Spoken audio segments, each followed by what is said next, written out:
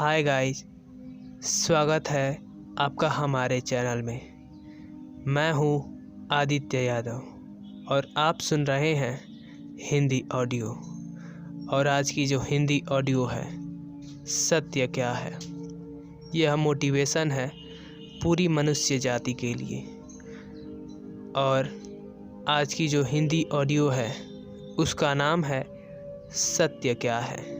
तो आइए सुनते हैं हिंदी ऑडियो और इसमें खो जाते हैं और इस ज्ञान को प्राप्त करते हैं। आज के आदमी में सहनशीलता बिल्कुल समाप्त सी होती जा रही है। हर कोई अपने ही हिसाब से चलना चाहता है, जिसका परिणाम आप देख ही रहे हैं कि चारों ओर अशांति ही अशांति है। चारों ओर क्रोध, घृणा ने अपना साम्राज्य स्थापित कर लिया है। ध्यान रखना, जब भी मनुष्य जीवन में सत्यता व सरलता आती है तभी उसके जीवन में शांति आती है। अगर आपके जीवन में सत्यता और सरलता है तो आपके जीवन में झूठ, चोरी, अश्रद्धा प्रवेश ही नहीं कर पाएगी। जीवन में सत्यता का प्रवेश होते ही बाकी का सब कुछ अपने आप ही छूट जाता है। सत्य ही एकमात्र ब्रह्म है। यह सत्य ही सबसे बड़ा तप है और सत्य तक पहुँचने के लिए ज्ञान एकमात्र साधन है। इसी एकमात्र साधन के द्वारा हम अपनी मंजिल तक पहुँच सकते हैं। इसलिए यूँ भी कहा गया है कि सत्य ब्रह्म है, सत्य ही तप है, सत्य ही धर्म है, सत्य ही कर्म है और सत्य ही मानव जीवन का एकमात्र मर्म है। ध्यान रखना, जिसने भी सत्य के दर्शन किए हैं, यानी कि सत्य को समझा है, अनुभव किया है, वह किसी से भी कभी भी कुछ भी नहीं मांगता। जिस कारण ऐसे व्यक्तियों को ना तो कुछ भी पा लेने की खुशी होती है और ना ही कुछ खो पाने की गम। ध्यान रखना, संसार की जो भी चीज़ें नश्वर हैं वह कभी भी टिकेगी नहीं। हमारा शरीर, हमारी सत्ता, हमारी संपत्ति, यह सब भौतिक सुख भोगने के साधन मात्र है। यह कभी भी टिके रहने वाले नहीं है, क्योंकि संसार तो गतिशील है, परिवर्तनशील है। इस संसार की कोई भी भौतिक चीज़ टिकने वाली नहीं है, उसमें लगातार ही परिवर्तन होता ही रहता है। यदि दुनिया में कुछ शाश्वत है तो वह सत्य है। संसार की हर चीज़ बदलती रहती है, क्योंकि हमारे हाथ में सत्ता आती है तो दूर भी चली जाती है। इसलिए कहा गया है कि हे इंसान, बात बात में तू गिरगिट की तरह रंग मत बदलना, सत्ता में आकर अधर्म मत करना। क्योंकि सत्ता वह होती है जो दूसरों को सता कर पाई गई होती है, मगर जो खुद को मिटाकर पाया जाता है वही सत्य होता है। हमारे जीवन का कोई भी सुख हमेशा के लिए रहने वाला, टिकने वाला नहीं है। जैसे भोजन खाया, उससे आनंद तो मिला, मगर वह आनंद टिकने वाला नहीं है। वैसे ही नया वस्त्र पहना, कुछ देर के लिए तो आनंद मिला, मगर कुछ ही देर बाद उसे भी बदलने का मन हो जाता है। कोई भी कैसी भी चीज़ क्यों न हो, उसका आकर्षण कुछ देर बाद खत्म हो ही जाता है, क्योंकि सत्य स्वरूप केवल परमात्मा का ही है।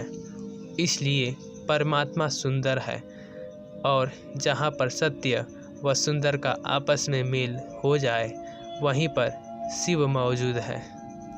फिर भी कई बार हमारे मन मस्तिष्क में यही सवाल उठता है कि सत्य क्या है। तब जवाब मिलता है, प्रभु ही सत्य और जग मिथ्या है। आपको शायद मेरी बात पर आश्चर्य हुआ होगा कि हमें जो दिखाई दे रहा है वह भी एक मिथ्या है। क्योंकि जो हर पल बदलता रहे वह सत्य तो हो ही नहीं सकता। जैसे नदी का पानी अपना स्थान, अपना स्वरूप बदल लेता है, इसलिए वह सत्य नहीं है, मगर नियति को हमने सत्य माना है। जैसे पानी हमेशा ही नीचे की ओर बहेगा, यह सत्य है। ठीक इसी तरह अग्नि की ज्वाला हमेशा ही ऊपर की ओर उठेगी, चाहे वह पाताल तक क्यों न ले जाई जाए।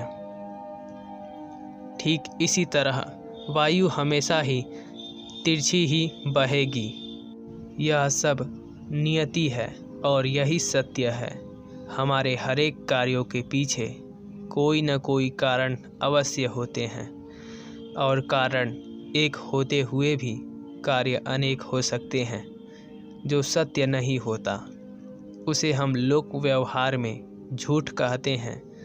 दूसरे शब्दों में उसे हम अव्यावहारिक व अवास्तविक या मिथ्या भी कह देते हैं। सत्य कभी भी छिपता नहीं है एवं उसका रूप भी एक ही होता है, जबकि झूठ का कोई भी निश्चित रूप स्वरूप नहीं होता, वह बदलता ही रहता है। झूठ बोलना किसी कारणवश भी होता है और किसी न किसी भय से भी होता है। लोभ, स्वार्थ, ईर्ष्या, संकटकाल, हानि का डर, इन सब कारणों से भी होता है। कई बार मनुष्य अहंकारवश अपनी होशियारी दिखाने के लिए, किसी को नुकसान पहुंचाने के लिए अथवा किसी को गुमराह करने के लिए या अपनी अज्ञानता तक दिखाने के लिए भी झूठ बोलता है। दूसरे शब्दों में कहें तो झूठ का अर्थ है सच्चाई से दूर। इसी तरह व्यक्ति आत्मा से दूर रहकर भ्रम में जीता है। ध्यान रखना, पुरुष और प्रकृति मिलकर ही इस सृष्टि को चलाते हैं। प्रकृति के त्रिगुण सत्व, रज और तम मिलकर ही हर सत्य को ढकते रहते हैं। व्यक्ति की कामनाएं, महत्वाकांक्षाएं एवं आसुरी प्रवृत्ति के प्रभाव और प्रारब्ध भी हमें हमारे यथार्थ यानी वास्तविकता से हमें दूर ले जाते हैं। सिर्फ एक संकल्पवान व्यक्ति ही ऐसी स्थिति में स्थिरचित रह सकता है। हाँ, यह सत्य है कि झूठ बोलने में भी वाक्चातुर्य की आवश्यकता अधिक होती है, जो हर एक के पास नहीं होती।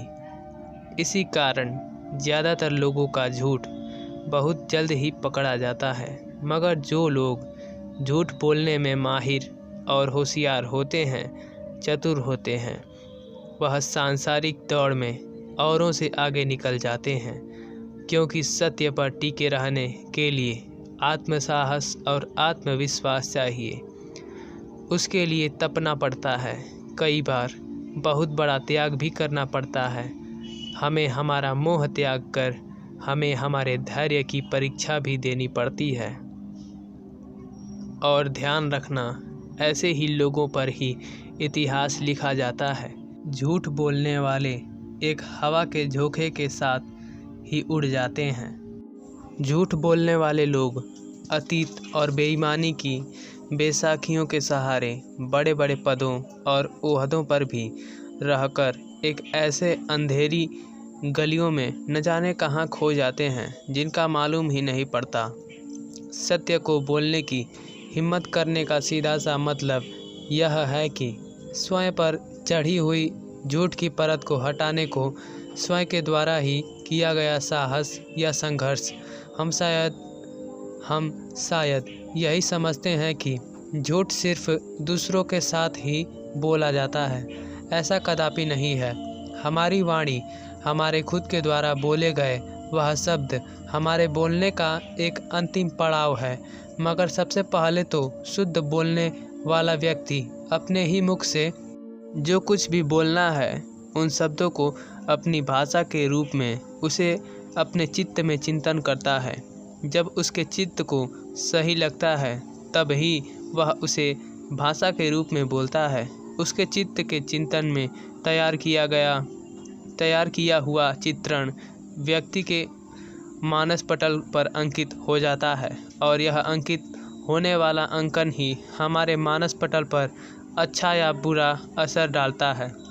यहाँ पर यही चिंतन हमारे भावनात्मक धरातल नए रूप का निर्धारण करता है, जो प्रकृति द्वारा हमें प्राप्त सत, रज और तम गुणों के समीकरणों का रूपांतर करता है। हमें हमारे मन की चंचलता इसे इस प्रभाव से बाहर नहीं आने देती। उसे भी इस झूठ का सहारा ही सुविधाजनक लगने लगता है। हमारी वाणी वाली सरस्वती और विश्वगुरु यानी अर्ध जगत का अंतिम पड़ाव है। वाक रूप यानी हमारे द्वारा कहे गए हमारे शब्द। हम यह भी मानते हैं और जानते भी हैं कि मानव मन पर विजय पाना इतना सरल और सहज नहीं होता। केवल सत्य के मार्ग पर चलकर ही हम हमारे मानव मन को काबू कर सकते हैं। सत्य मार्ग पर चलने पर ही हमारी पहचान बनती है, समाज प्रतिष्ठा प्राप्त होती है। मानव मन में झूठ के द्वारा पहने हुए सारे के सारे आवरण फेल हो जाते हैं। यह एक सच्चाई है जहाँ जाति, धर्म, नियम, परंपराएं सभी की सभी एक आवरण का ही तो कार्य करती हैं। हमारा मानव शरीर भी तो एक आवरण है जिसमें धर्म, ज्ञान, वैराग्य और ऐश्वर्य ही हमारे आवरण मुक्ति का मार्ग है। अविद्या, अस्मिता, आसक्ति और अभिनिवेश के कारण ही इन पर आवरण चढ़ते हैं, जिस कारण सत्य इतना डरावना लगने लगता है कि हमसे बोला भी नहीं जाता। जबकि आज के युग में झूठ बोलने से किसी को भी डर नहीं लगता और कई बार तो ऐसा भी देखने को मिलता है कि खुद के द्वारा बोले गए झूठ पर भी व्यक्ति स्वयं पर भी गर्व करता रहता है। मैंने एक किताब में पढ़ा था कि जब सिकंदर की तबीयत बहुत बिगड़ गई और उसे यह समझ में आ गया था कि मैं अब बचने वाला नहीं हूँ, तब उसने अपने खास आदमी को बुलाकर कहा कि अब मैं मर जाऊँ और मेरा जनाना निकाला जाए, तब मेरे दोनों हाथ मेरे जनाजे से बाहर निकाल कर रखें। उनके द्वारा कही गई ये बात उस खास आदमी को कुछ अजीब सी लगी और वह पूछ बैठा, क्षमा करें सम्राट, आपकी यह बात मेरे समझ में नहीं आई। आपकी इस इच्छा का कारण क्या है और आपके मन में यह इच्छा कैसे आई और आप इस प्रकार क्या सिद्ध करना चाहते हैं? तब सिकंदर ने जवाब में कहा कि मेरा एक सपना था कि मैं एक विश्व विजेता बनूं और दुनिया की सारी दौलत मेरे कदमों पर हो, और मैं मेरे इस मकसद में काफ़ी हद तक कामयाब भी हुआ और मेरा अपना सोचा हुआ सपना भी साकार हुआ। किंतु बहुत देरी से मुझे अब समझ में आया कि यह अर्जित की गई सारी संपत्ति में से एक ढेला भी मैं अपने साथ नहीं ले जा सकूंगा। सब कुछ यहीं का यहीं रह जाएगा। इस कारण से मैं अपने अनुभव से दुनिया को यह सच्चाई बताना चाहता हूँ कि दुनिया की तमाम संपदा या मालिक सिकंदर जब इस दुनिया से विदा ले रहा है, उस सिकंदर को दुनिया वालों आज देखो, उसके भी दोनों हाथ एकदम खाली हैं। इस प्रकार कटु सत्य बात सिकंदर जैसे सामर्थ्यवान कुछ लोगों को ही समझ में आता है, अन्यथा अधिकतर लोग तो मोह माया में ही फंसकर अपने आखिरी दम तक धन संपदा से ही चिपके रहते हैं। जीवन में आसक्ति से दूर होने का मतलब यह है कि काम में लिया और उसे छोड़ दिया। जैसे आज के वर्तमान युग में यूज एंड थ्रो की पीढ़ी पनपी है, ठीक वैसे ही किसी भी वस्तु या पदार्थ में से अपना मोह छोड़ना ही होगा। किंतु कुछ लोगों में संग्रह का इतना ज़्यादा शौक होता है कि वह लोग अपने घर या कार्यालय को भी कबाड़ खाने का रूप दे देते हैं। ऐसे लोग केवल लेना या पकड़ना ही जानते हैं, छोड़ना या त्यागना तो जानते ही नहीं, जिस कारण उनके जीवन में बहुत सारी समस्याएं पैदा होती हैं और वही उनके जीवन में उनके दुखों का कारण भी बनती हैं। जिस दिन भी मनुष्य को धन की निरर्थकता समझ में आ जाती है, बस समझ लेना उसी दिन से उनके जीवन में बदलाव आ जाएगा। जैसे सिकंदर के जीवन के अंतिम समय में उसे समझ में आया। यहाँ गालिब का लिखा हुआ एक शेर समझने लायक है। न था कुछ तो खुदा था, कुछ न होता तो खुदा होता, डुबाया मुझको मेरे होने ने, अगर मैं न होता तो क्या होता। आपने देखा होगा कि कई लोग अपने हाथ में घड़ी बांधते हैं, लेकिन इसके बावजूद समय के स्वरूप व मूल्यों पर ध्यान दे ही नहीं पाते। अरे कुछ लोग तो ऐसे ठाले बैठे रहते हैं कि उनके लिए समय काटना भी मुश्किल होता है। जैसे किसी घर के बड़े बूढ़ों को जब हम पूछते हैं कि क्या कर रहे हो, तो साधारण सा जवाब मिलेगा, बस टाइम पास कर रहे हैं, यानी समय काट रहे हैं। भला समय को कोई काट सकता है क्या? यानी कि समय ही हमें काटता है, हम समय को नहीं काटते। समय के प्रति हमारा सकारात्मक रचनात्मक रवैया न होने से ही समय ने आपको बूढ़ा बना दिया। जब हम अपने जीवन में कुछ नया और अच्छा कर गुजरने की ठान लेते हैं, तो समय भी हमारा सहायकर्ता बन जाता है। ध्यान रखना, समय न तो कभी अच्छा होता है और न ही कभी बुरा होता है। जब कभी भी हम पूर्ण संकल्प से, पूर्ण समर्पण से, अपनी निष्ठा और अपनी दृढ़ इच्छा शक्ति के साथ समय का सदुपयोग करते हैं, तो समय भी हमारे द्वार पर हमारे सौभाग्य के फूल बिखेर देता है। समय के साथ लड़ने की बजाय उनसे एकता और मित्रता साधें। समय हमारे साथ जो कुछ भी करे, अच्छा या बुरा, उसे स्वीकार कर लें, यह सोचकर कि समय ने मेरे साथ जो कुछ भी किया है उसमें किसी न किसी तरह का मेरा हित ही समझकर किया होगा। जो कुछ भी मेरे साथ हुआ है वह शायद मेरी होनी का ही हिसाब किताब है, क्योंकि होनी को कोई भी नहीं टाल सकता। जब तक हम किसी प्रकार की होनी को अनहोनी मानकर बैठ जाते हैं, तो जीवन में दुखी होने का इससे बड़ा आधार कोई हो ही नहीं सकता। इसलिए जीवन में सदा ही इस बात को मानकर ही चलें कि हमारे जीवन में जो कुछ भी घटना घटित होती है वह हमारा समय चक्र ही है। एक बार एक संत एक राजा के अतिथि बने। राजा और संत में कई तरह का सत्संग हुआ। उसी सत्संग में राजा ने संत से पूछा, महात्मा जी, पूजा और भक्ति में क्या अंतर है? संत ने इस प्रश्न के उत्तर के लिए राजा को कुछ दिन प्रतीक्षा करने को कहा। फिर एक दिन राजा और संत एक साथ भोजन कर रहे थे। तब राजा ने रसोइये को बुलाया और कहा कि आज की तमाम सब्जियां बहुत ही स्वादिष्ट हैं, लेकिन उसमें भी बैगन की सब्जी का तो क्या कहना, बहुत ही लाजवाब है। रसोइये ने प्रसन्न होकर कहा, महाराज, गुस्ताखी माफ़ हुजूर, सब्जियों में बैगन की सब्जी है ही शाही सब्जी। जैसे आप शहंशाहों के शहंशाह हैं, वैसे ही बैगन सब्जियों में शहंशाह है। रसोइये ने अगले दिन फिर से बैंगन की सब्जी बनाई। इस प्रकार वह रोज़ रोज़ ही बैगन की सब्जी बनाने लगा। एक दिन राजा ने भोजन की थाली दूर हटाकर रसोइये को बुलाकर फटकार लगाई। रसोइया बहुत घबराता हुआ हाथ जोड़कर बोला, महाराज, गलती हो गई, बैंगन तो है ही घटिया सब्जी, इसमें तो किसी प्रकार का कोई सा भी गुण नहीं होता, इसलिए ही तो इसका नाम बेगुण पड़ा है, यानी कि बिना गुण का। हुजूर, इसे आदमी तो क्या जानवर भी नहीं खाते। अब मैं बैगन की सब्जी कभी भी नहीं बनाऊंगा। राजा रसोइये की बात सुनकर हैरत में पड़ गया। तब राजा ने कहा कि अभी कुछ दिन पहले तो तुम बैगन की बड़ी तारीफ कर रहे थे और आज तुम उसी को घटिया बता रहे हो। रसोइया तपाक से बोला, महाराज मैं तो नौकर आपका हूँ, बैगन का थोड़े ही हूँ।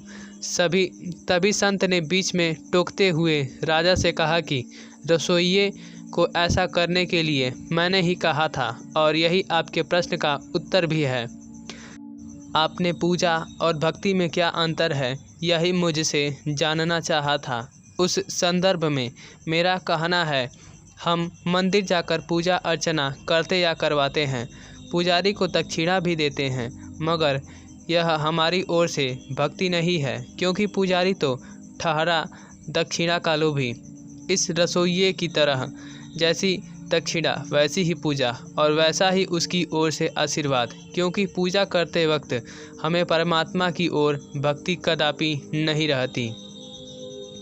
वह तो महज एक कर्मकांड होता है, मगर भक्ति में तो आपको पूर्ण रूपी समर्पण करना पड़ता है। उसमें किसी प्रकार